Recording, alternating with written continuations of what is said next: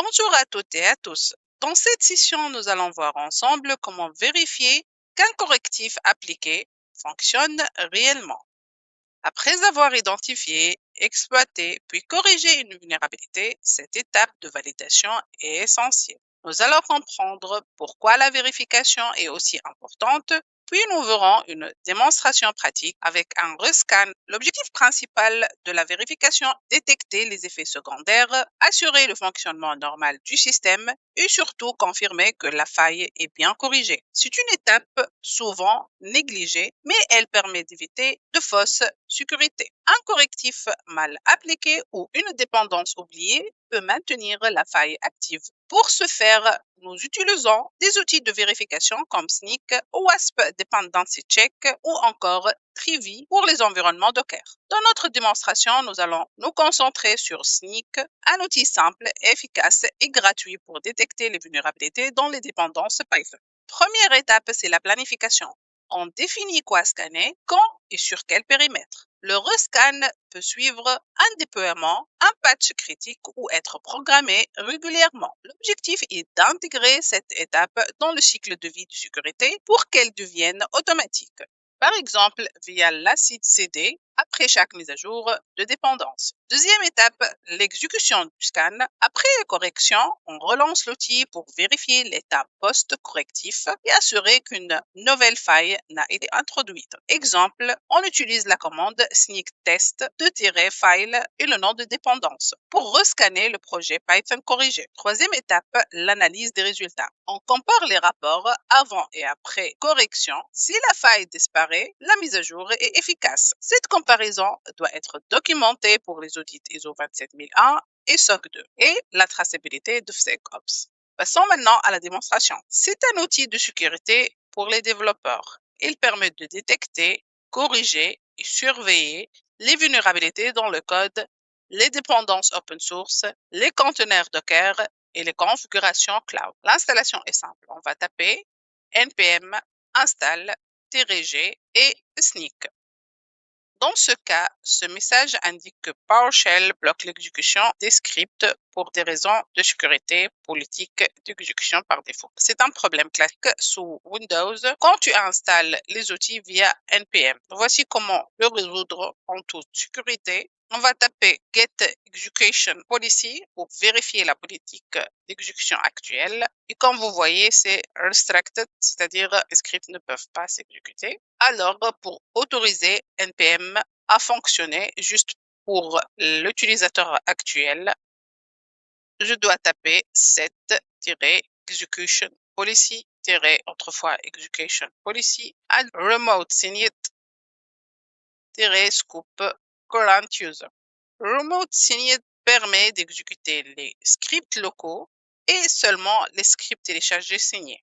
Ensuite, confirmation avec O, c'est-à-dire oui, puisque PowerShell a demandé la confirmation. On n'a pas besoin d'être un administrateur. Ensuite, refaire la commande de l'installation qui est npm install-g snyk. Ensuite, on doit refaire la commande d'installation. C'est fait.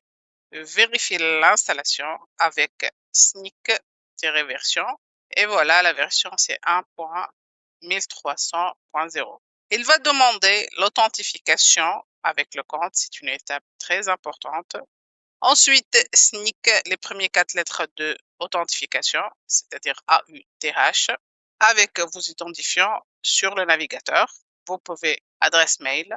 Cela ouvrira une page web pour connecter votre compte Snyk gratuit.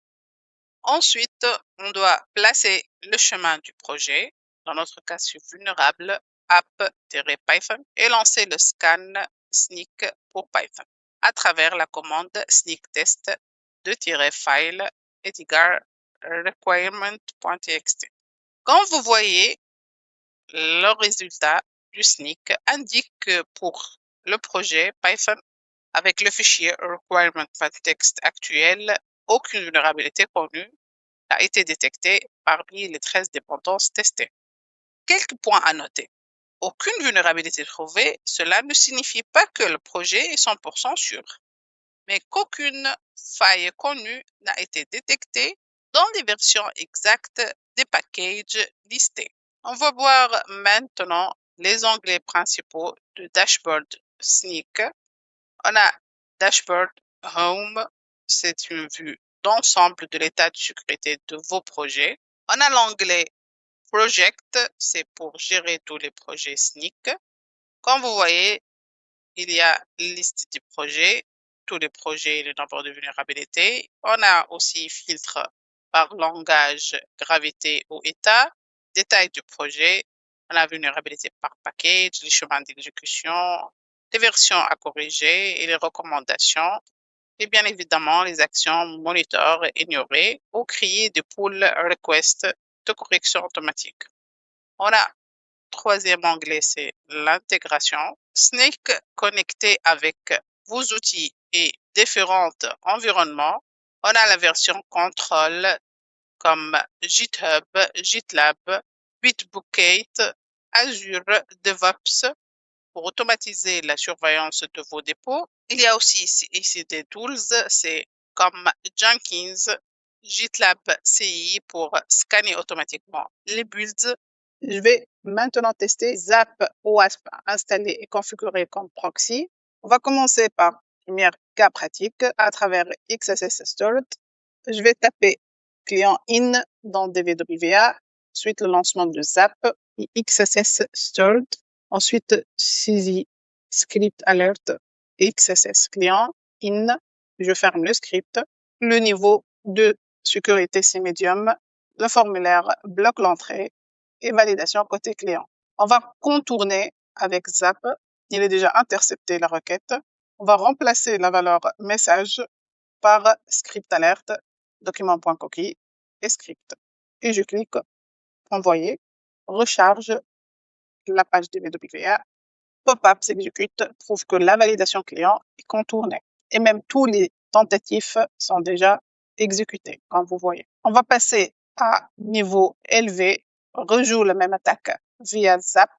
Résultat, pas d'exécution, sécurité assurée par la validation serveur. Deuxième cas, SQL injection. Dans DVWA, j'essaie de taper OR1 est égal à 1 à travers niveau médium.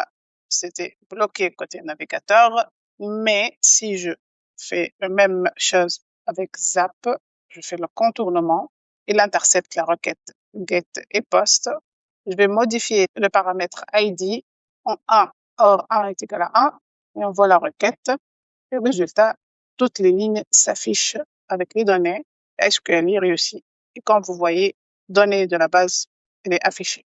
Si je change niveau et réessayer avec Zap, résultat, l'injection bloquée, DVWA utilise des requêtes paramétrées côté serveur. Troisième démonstration avec File Upload. Dans DVWA, je clique sur File Upload. J'essaie d'uploader un fichier nommé shell.php, niveau level secure medium. Elle est bloquée avec un message qui s'affiche. JavaScript ne prend que .jpg ou PNG. J'essaie de faire le contournement avec Zap et upload un fichier test.jpg. J'intercepte la requête dans Zap et je clique envoyer. Résultat, le shell PHP est uploadé, exécution possible avec message 200 OK. Je veux changer le niveau de sécurité à niveau élevé et réessayer l'upload avec Zap. Résultat, fichier refusé. DVWA vérifie l'extension, le type, le contenu côté serveur. Qu'est-ce qu'on constate suite à cette démonstration? Avec le niveau médium, le navigateur me bloque, c'est-à-dire à l'air sécurisé. Maintenant, je joue l'attaque via Zap, je modifie la requête, ça passe. En high, le serveur bloque correctement. La sécurité doit toujours être côté serveur. Merci pour votre attention.